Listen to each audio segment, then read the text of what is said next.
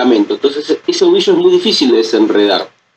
Y para eso el ADN tiene ciertos mecanismos de reparación de ADN. Esto, por ejemplo, es el NER, que es el Nucleation Excision Repair. Nosotros tenemos una molécula que viene, se adhiere al ADN. Entonces hay mecanismos, hay una maquinaria, proteínas que van a reconocer ese error, y lo que van a hacer particularmente en el Nucleotide Excision Repair es reconocer el sitio y no sacan solamente ese nucleótido, sino que rompen un parche, se llaman parches cortos o parches largos, y reemplazan ese sitio arreglando el daño. Bien, así funciona este mecanismo de ADN. Ya hablaron un poco en las charlas pasadas de lo que son los inhibidores PARP. Ese es otro mecanismo en el cual se puede homologar un poco los daños de ADN, pero bueno, esto es otro mecanismo y lo que vamos a terminar haciendo es arreglando el ADN.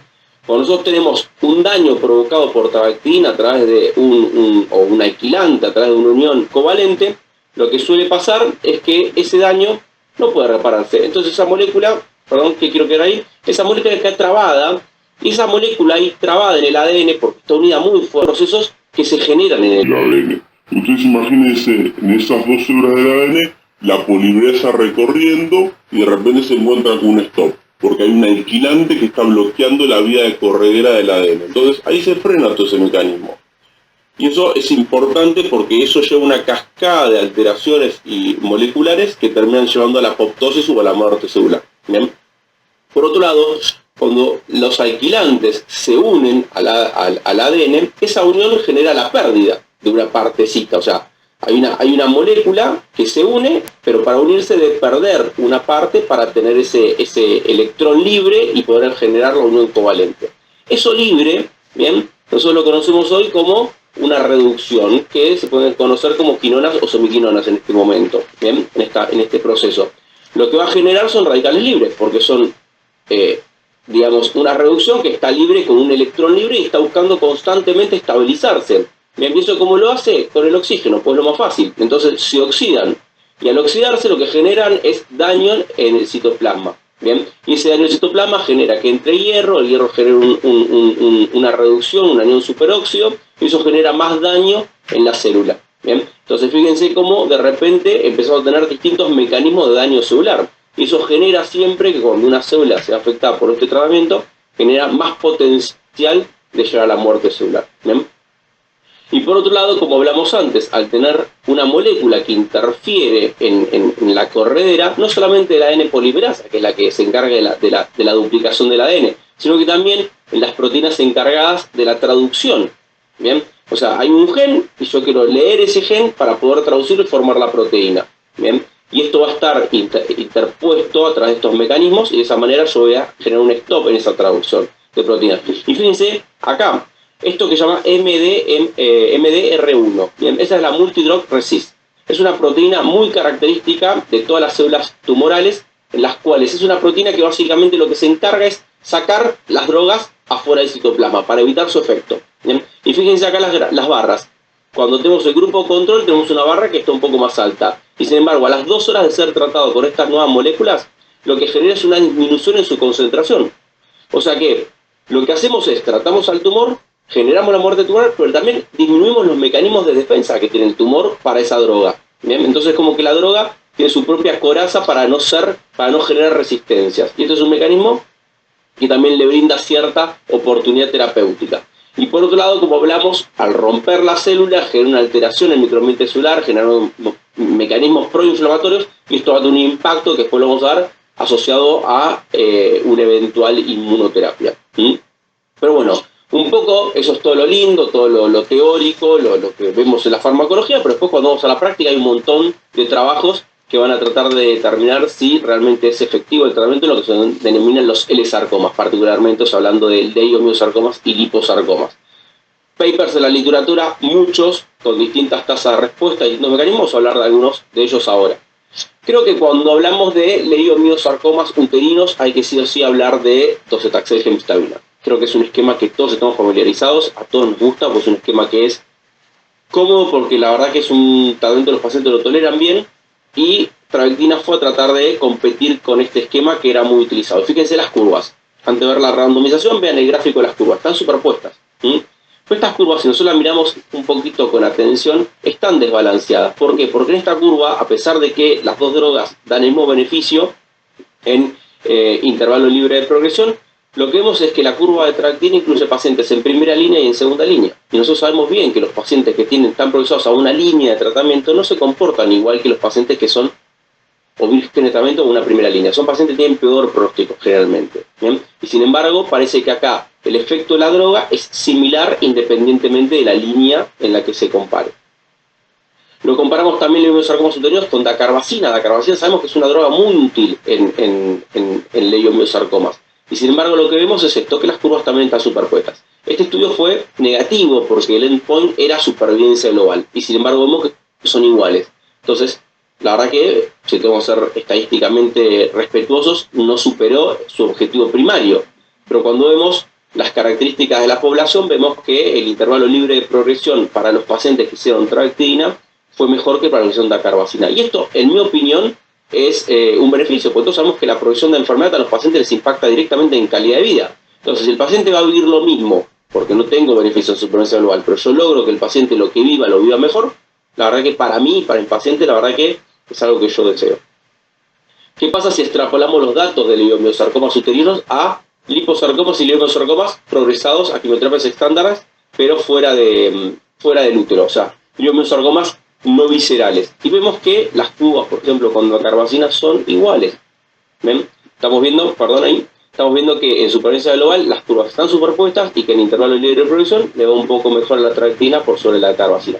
Esto un poco a mí lo que me habla es que el beneficio de la droga es histología dependiente y no órgano dependiente. Bueno, yo creo que sin dudas, hablando de leiomyosarcomas y liposarcomas, uno de los trabajos que en los últimos tiempos cambió un poco a mi criterio el estándar de tratamiento, obviamente seleccionando pacientes, es el LMS-04. Es un estudio que, si prestamos atención al gráfico de la randomización, que es el cuadradito que está encerrado en azul con letras negras, incluía pacientes con leiomyosarcomas uterinos y leiomyosarcomas de miembros, que eran localmente avanzados o metastásicos. Y los randomizaba en doxorubicina monodroga a 75 mg metro y doxorubicina 60 mg metro contra vectidina. Lo importante de este estudio, o característico, que me llama la atención también, es que los pacientes podían ser operados si tenían cierta tasa de respuesta y si tenían la indicación médica. Y por supuesto después los pacientes continúan con un año completo de tractina en mantenimiento después de completar los 6 ciclos de doxorubicina. Y si nosotros vemos los gráficos, la combinación de doxorubicina con tractina duplica el intervalo libre de progresión, dato que no es menor para pacientes que tienen enfermedad localmente avanzada o metastática. Y también da beneficio en supervivencia global, cosa tampoco es poco importante. Puedo encontrar beneficio en supervivencia global en sarcomas, globalmente, ya no estoy hablando de L-sarcomas.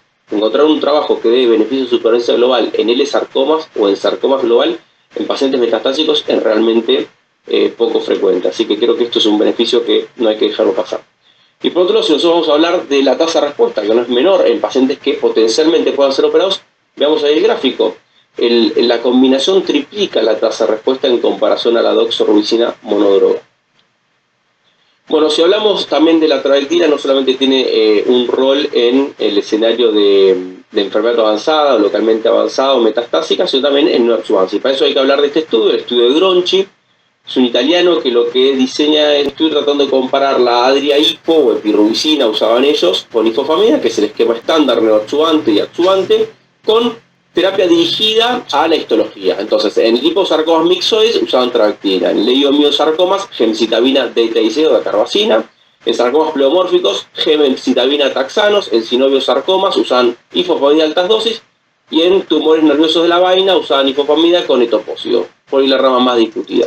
Este estudio fue negativo en el primer análisis lo cerraron prematuramente porque les iba claramente mejor a los pacientes que hacían la combinación de antraciclinas con ifosfamida. Pero si analizaron después el forest plot un poquito más detenidamente, vieron que particularmente había un grupo que no estaba claro el beneficio de la rama estándar, que era lo de los liposarcomas mixoides, donde si vemos el gráfico del forest plot, el puntito está en el medio, entre trabectidina e ifosfamida. Entonces lo que ellos hicieron fue continuar el estudio con este subgrupo, esta subpoblación. Reclutando a pacientes, lograron reclutar cerca de 150 personas y el 96% completó la quimioterapia preoperatoria, que no es un dato menor porque hablando de neoadjuvancia y de terapias tóxicas, la verdad que va a dar, digamos, los resultados de este estudio son realmente fidedignos a lo que vamos a ver en la realidad. El estudio se presentó en ASCO del año pasado, lo presentaron, no fue positivo en su endpoint primario, vemos que es un poco similar, las curvas están superpuestas. Ellos después hacen un análisis posterior. A los italianos, a los españoles particularmente, les gusta mucho usar los nomogramas, que son unas herramientas que uno se las puede descargar desde el celular, que usan datos clínicos y patológicos del tumor para valorar cierto criterio de riesgo. Y balanceando un poco los pacientes con cierto nomograma o cierto criterio de riesgo por nomograma, parecería que tienen cierto beneficio usar trabectina versus doxorubicina y fosfamidar. En mi opinión, no es tan contundente el beneficio, pero sí es una estrategia para aquellos pacientes que no puedan por algún motivo, porque tuvieron un tumor previo y hicieron antraciclinas previas, o porque tienen algún factor de riesgo como alguna insuficiencia cardíaca o algo que les impide usar antraciclinas. Bueno, en este caso, para esta histología que son los liposarcomas mixoides, es una alternativa de tratamiento. Ahora, ¿qué pasa con las combinaciones? Bien, esto es en las aplicaciones clínicas. Como hablamos al principio, uno de los beneficios que tiene, uno de los mecanismos de acción que tiene la trabectina es el impacto en el microambiente tumoral. Y esto genera un proceso inflamatorio que parecería ser beneficioso al momento de combinarlo con la inmunoterapia. Sabemos que hoy por hoy en sarcomas no tenemos un buen biomarcador que nos prediga a este subgrupo, tratarlo con inmunoterapia, pues les va a ir muy bien. No existe eso. Sí se publicó en Nature hace muchos años, no tantos, en 2018, pero bueno, ya lo hemos nombrado varias veces este paper, en el cual los depósitos linfoides dentro del tumor parece ser el único biomarcador, o hasta ahora el mejor biomarcador que tenemos para determinar a qué sarcoma le va a ir bien con inmunoterapia. Bien, eso nos tiene que informar el patólogo, si no, no vamos a obtener el dato. Obviamente que en los estudios como el del Atlas del Genoma del Cáncer tratan de hacerse subgrupos característicos genómicamente, a los cuales tratan de responder un poco a la inmunoterapia o no. No están los leiomiosarcomas dentro de ese subgrupo realmente. Si hablamos de los subgrupos que por genómica parecen ser inmunodependientes, hablamos más de los sarcomas pleomórficos, por ejemplo, o liposarcomas. Los liposarcomas no están dentro de ese subgrupo. Sin embargo, bueno, este es otro estudio que muestra un poco eso. Si vemos el gráfico de las barras de derecha, son liposarcomas diferenciados. A estos pacientes se les hizo tratamientos con anti-PD1 o anti-PD1. Vemos las barras rojas son tumor que no respondió directamente. Y si vemos el gráfico digamos, las barras de la derecha, los subs o los sarcomas pleomórficos, vemos las barras azules y verdes son los tumores que tienen necrosis o dialinización. Vemos que hay mucha más respuesta. Pero bueno, como vemos es un tumor que responde a la inmunoterapia y los leiomios no. Sin embargo, si vemos este estudio que trata que combina trabectina con anti-PD1, fíjense el gráfico del medio, la barrita, son los pacientes que menos recaen. Entonces parece que hay una sinergia entre este fenómeno, este mecanismo de acción que tiene la trabectina en el microambiente con los anti-PD1. Obviamente son estudios preliminares, nos falta avanzar mucho sobre esto para tratar de tener respuestas contundentes y el beneficio a nuestros pacientes. Y por otro lado, la concurrencia con la radioterapia. Esto, cuando hablamos hoy un poco de los efectos, los mecanismos de acción de la trabectina, nombré esto de que la trabectina es como que se adhiere al ADN e impide el metabolismo del ADN. Y parte de ese metabolismo del ADN es generar esto, el ciclo celular, a través del ADN polimerasa y la proliferación. Bueno, esto genera una detención particular del ADN en las fases S y G2. Bien, y esta detención tiene una particular interés en la radioterapia, es como que deja la sura expuesta en el mejor momento para que la radioterapia haga su efecto.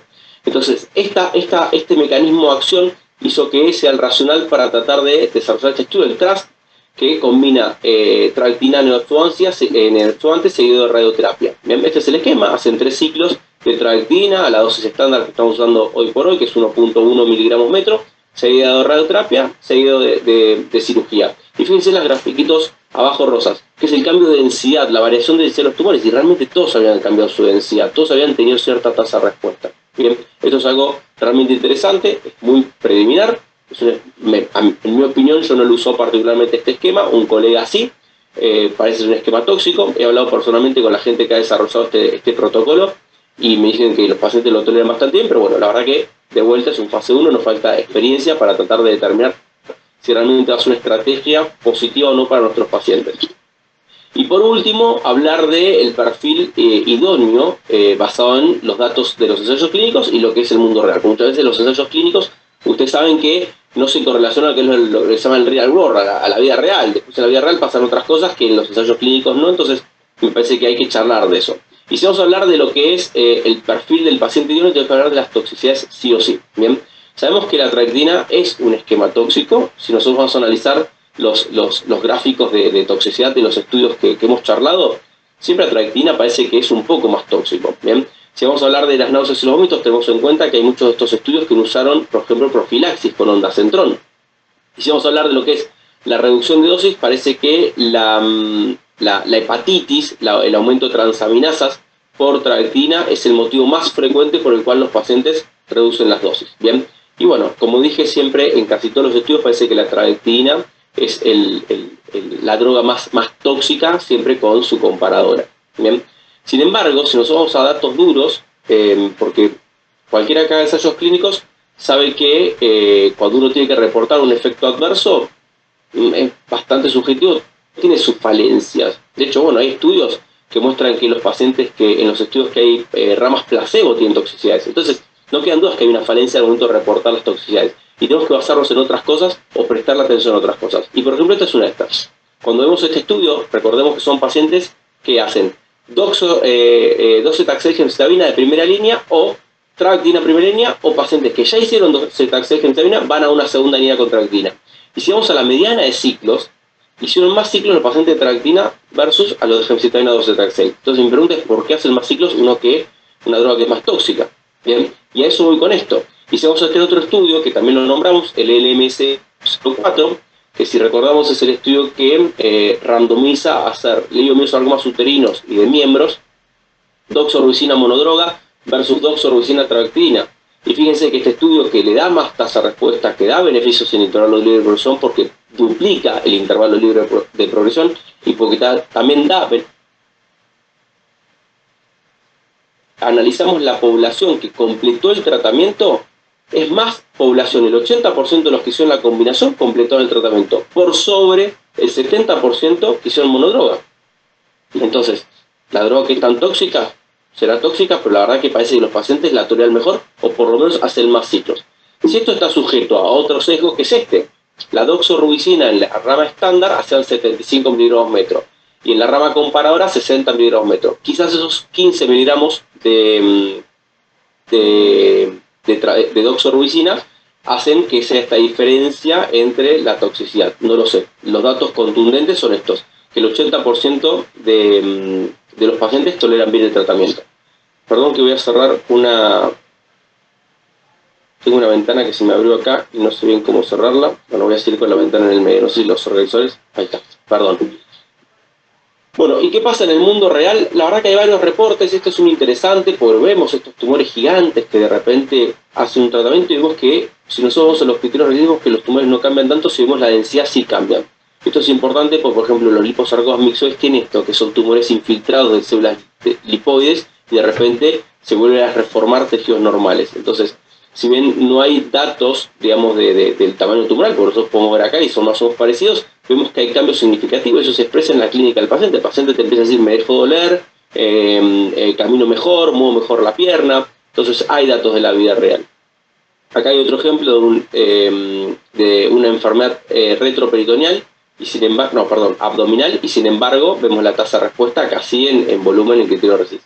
Y lo que vemos en los datos, digamos, de vida real de trabectina es que hay un beneficio clínico a 6 meses del 71%. ¿Bien? El 50% de los pacientes va a responder de alguna manera a trabectina, se va a achicar de alguna manera, y un 20% de enfermedad va a tener enfermedad estable. Los datos que nosotros tenemos de los estudios de los clínicas trials es que la tasa de respuesta a trabectina aproximadamente es entre el 10 y el 15%. Sin embargo, hay estudios de la vida real que parece que responden más los pacientes. Y esto es un estudio que a mí me llamó la atención y me gusta nombrarlo porque es bastante interesante. Este es un estudio de fase 4, es un estudio no intervencional, prospectivo y multicéntrico, en el que participan 20 centros de Alemania. La verdad que yo respeto bastante la medicina de Alemania. Y cuando analizamos los datos de este estudio que reportan cómo le fue, vemos que el 60% de los pacientes que habían usado trabectina el 70% eran leiomyosarcomas, liposarcomas o sarcomas pleomórficos. Cuando vemos las líneas previas que habían utilizado estos pacientes, estaban solamente superados en el 70% dato previo. El 73% de los pacientes habían hecho trabectina en segunda o en primera línea. O sea, habían hecho solamente una línea o dos antes. Esto habla un poco de la estrategia de selección de los alemanes al momento de tratar a sus pacientes. Y solamente habían sido superados por Dox o Hipo, que la pueden haber usado en Neoadjuvance o en primera línea. ¿Bien? Pero bueno, esto habla un poco del criterio de selección al momento de elegir la secuencia de tratamiento de estos centros. ¿Bien? Y bueno, el 45% tiene beneficio clínico, que es un poco lo que hemos visto en el estudio anterior. Bueno, eso es todo, no quiero aburrirlos más. Gracias por la invitación, los felicito por todas las presentaciones, estoy de temprano en el Congreso y sobre todo por también la participación enorme. Esa foto es mía, soy yo, esas son mis manos, tratando de hacer un ceviche peruano, cosa que me encanta, los que me conocen saben que me encanta cocinar y saben que me encanta la cocina peruana, así que ansío prontamente conocer Perú porque no conozco, ir a degustar de la famosa cocina que tienen ustedes. Así que bueno, eso es todo, así que estoy a la espera si alguno tiene alguna duda.